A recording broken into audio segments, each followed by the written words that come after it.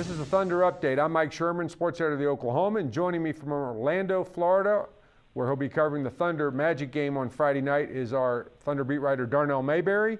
Darnell, the Thunder's coming off 2 straight losses. It's unusual for them to lose 2 straight, and it's unusual for them to lose 2 straight to a contender. Let's start with that, Darnell. What is the alert level that Thunder fans need to be setting this at, with 1 being the highest and 5 being the lowest? I think the alert level is at probably 2.5, if that's, sort of on the high end. You have to look at the record in games against San Antonio, Denver, and Memphis. They're 3-7 against those teams. You add in Miami, they're 0-2 against the Heat. That's 3-9 against the best teams in the league. If this team is going to go deep in the playoffs, they're going to have to get past those 4 teams, or at least some combination of those 4 teams. So I think the alert level is pretty high right now. They're coming off a 90-89 loss at Memphis. You were there last night. They lost it on a Gasol, folks, tip, this time by Marc Gasol. Darnell, the end of that game to Thunder fans was troubling. Perk went to help out. Gasol got a tip in. But there was a lot of troubling things at the end of that game, probably more so. What do you pick out as the sort of the sore spot for the Thunder last night? I just look at Durant and Westbrook's inability to get the shots that they wanted in the fourth quarter and overtime. They really struggled being guarded by Tayshaun Prince and Tony Allen. A lot of people really sort of ridiculed the Grizzlies for trading Rudy Gay, but it's funny that now that they're probably better equipped to match up with the Thunder than they were before when they had Rudy Gay. So Tayshaun Prince did a phenomenal job on Kevin Durant. Russell Westbrook had an off night, 7-25. So the fact that they struggled so much to get the shots that they wanted, to me, that was the most alarming thing. I thought the defense was solid. Nick Collison did a terrific job on Zach Randolph. I think he held him to 1 of 9 in the fourth quarter and overtime for 2 points. So the defense was there. But offensively, Kevin Durant and Russell Westbrook weren't playing well, and the Thunder really didn't have anybody else to step up. So to me, that's alarming. Speaking of Nick Collison, Darnell, let's take a twist on the frequent topic of the Thunder bench and the search for the next James Harden. Is it possible that the next James Harden has been hiding in plain sight this whole time, and his name is Nick Collison? What do you mean by that? Well, what I mean is that the 6th man for the Thunder this year is Nick Collison. Last night he played 29 minutes. You referred to his incredible defense against Zach Randolph, but his passing, his contributions on so many levels. Nick Collison is the Thunder's best passer, and is it possible that anybody is capable of running an effective and maybe potentially devastating 2-man game with him? In other words, Russell Westbrook, Kevin Durant, Reggie Jackson, Kevin Martin. Is Nick Collison the magic to that combination, and maybe less so James Harden? Well, I wouldn't go that far, but I do think you bring up a lot of good points. Nick Collison does a lot of different things. He's a glue guy that just makes things fit. And you're right. It really doesn't matter who's on the court with Nick Collison. He just has an ability, I think, because of his basketball IQ, his intelligence, his savvy.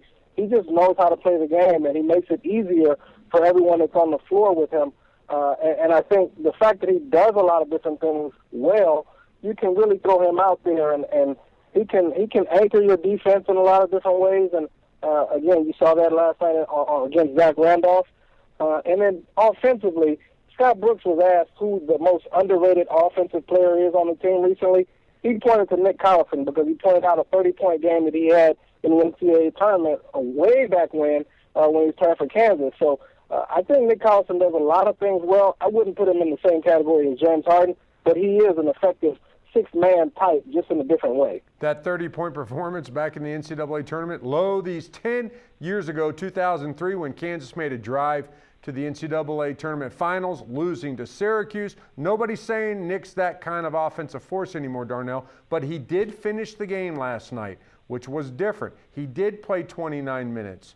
which was different, almost double what he's been playing regularly. The most minutes he's played since a Los Angeles Clippers game about a month ago. Is there a chance that Nick Collison could be used to try to solve the Thunder's stagnation at the end of games? Well, I don't see that. I mean, when you go back to one of the greatest myths in this season is that James Harden was the savior last year. A lot of people, every time the Thunder loses, oh, well, if they had James Harden. Well, James Harden didn't have the ball in his hand in the last 5 minutes of the game. So that's Kevin Durant time, and it's Russell Westbrook time.